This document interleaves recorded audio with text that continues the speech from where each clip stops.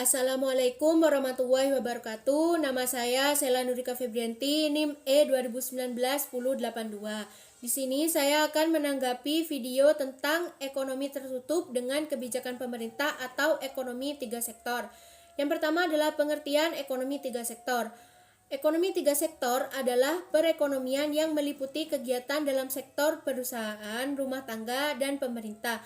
Jadi di sini perusahaan sebagai produsen, rumah tangga sebagai konsumen, dan pemerintah sebagai konsumen sekaligus pemungut pajak dan sebagai pemberi subsidi kepada rumah tangga atau perusahaan. Selanjutnya adalah siklus perekonomian tiga sektor. Yang pertama adalah pengeluaran dan pendapatan pemerintah. Perusahaan mengeluarkan atau membayar pajak kepada pemerintah seperti misalnya pajak penghasilan. Kemudian pengeluaran perusahaan kepada rumah tangga misalnya gaji atau upah, bisa juga sewa karena perusahaan menyewa tanah kepada rumah tangga, bisa juga bunga dan laba. Jadi pengeluaran perusahaan pada rumah tangga bisa berupa gaji, sewa, bunga dan laba. Kemudian pendapatan perusahaan. Pendapatan perusahaan bisa diperoleh dari pemerintah yang berbelanja hasil produksi perusahaan sehingga perusahaan mendapat pendapatan. Kemudian pemerintah memberi subsidi kepada perusahaan, misalnya subsidi BBM.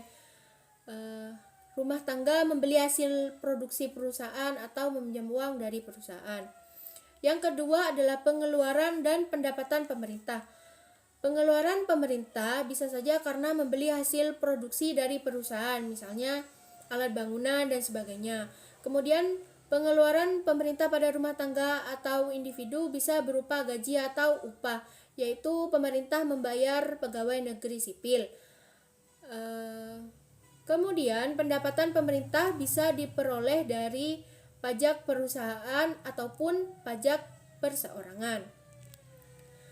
Yang ketiga adalah pengeluaran dan pendapatan rumah tangga.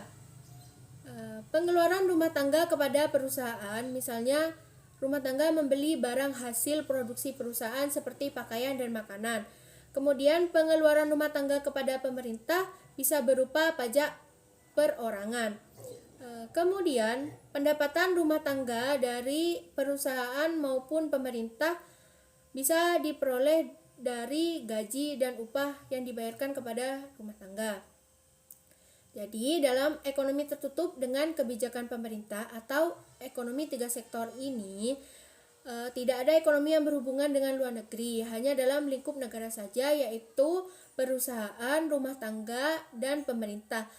Tidak ada ekspor maupun impor saat kekurangan konsumsi.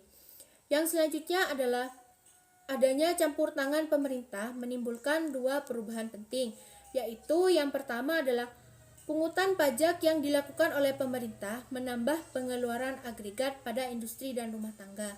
Jadi ini akan ada tambahan modal sehingga pengeluaran juga akan bertambah.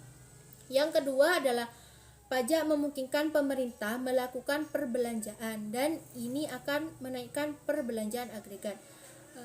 Karena dalam ekonomi tiga sektor ini belum ada perdagangan dengan luar negeri, maka perekonomian tiga sektor ini dinamakan perekonomian tertutup. Yang selanjutnya adalah aliran baru dalam sirkulasi aliran pendapatan. Yang pertama adalah pembayaran pajak oleh rumah tangga dan perusahaan kepada pemerintah akan menjadi pendapatan pemerintah. Yang kedua adalah pengeluaran pemerintah ke sektor perusahaan, yaitu membeli barang dan jasa yang diproduksi oleh perusahaan. Yang ketiga adalah aliran pendapatan dari sektor pemerintah ke rumah tangga dan industri, itu pembayaran atas penggunaan faktor-faktor produksi rumah tangga dan industri oleh pemerintah. Yang selanjutnya adalah pendapatan yang diterima oleh rumah tangga akan digunakan untuk tiga tujuan, yaitu yang pertama untuk menabung, yang ketiga yang kedua untuk membayar pajak, dan yang ketiga untuk membiayai konsumsi. Rumus keseimbangannya seperti ini: Y atau pendapatan sama dengan C konsumsi ditambah I investasi ditambah government atau pemerintah, atau Y pendapatan sama dengan konsumsi ditambah S atau saving atau tabungan ditambah T atau pajak. Yang selanjutnya adalah syarat keseimbangan. Penawaran agregat atau AS sama dengan agregat demand atau AD. Dalam perekonomian yang tidak melakukan perdagangan dengan luar negeri, AS sama dengan Y atau pendapatan. Sehingga pada keseimbangan pendapatan nasional berlaku C atau konsumsi ditambah I atau investasi ditambah G government. Jadi sama dengan C atau konsumsi ditambah S atau saving ditambah T atau pajak.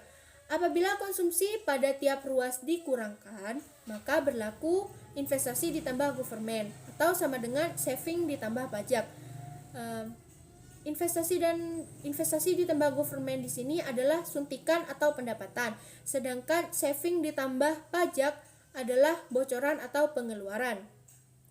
Yang selanjutnya adalah pajak langsung dan pajak tidak langsung. Yang pertama adalah pajak langsung. Pajak langsung adalah jenis pungutan pemerintah secara langsung dikumpulkan dari pihak yang wajib membayar pajak. Contohnya, pemerintah mewajibkan rumah produksi untuk membayar pajak setiap melakukan transaksi. Kemudian yang kedua adalah pajak tidak langsung.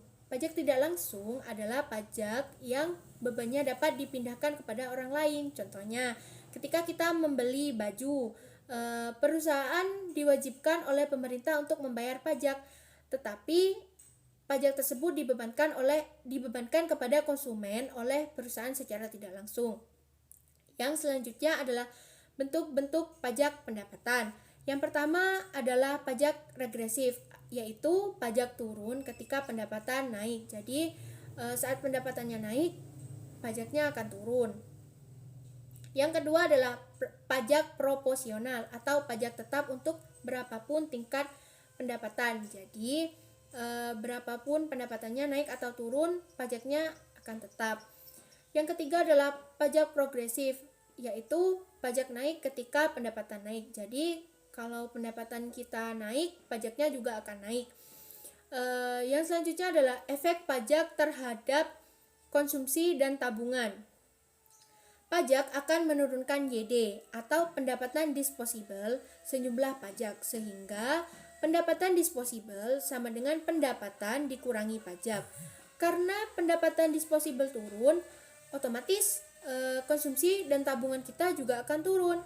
Misalnya, pendapatan kita 10 juta, kemudian kita dikenakan pajak sebesar 5% atau Rp500.000. Jadi otomatis konsumsi dan tabungan kita juga akan menurun.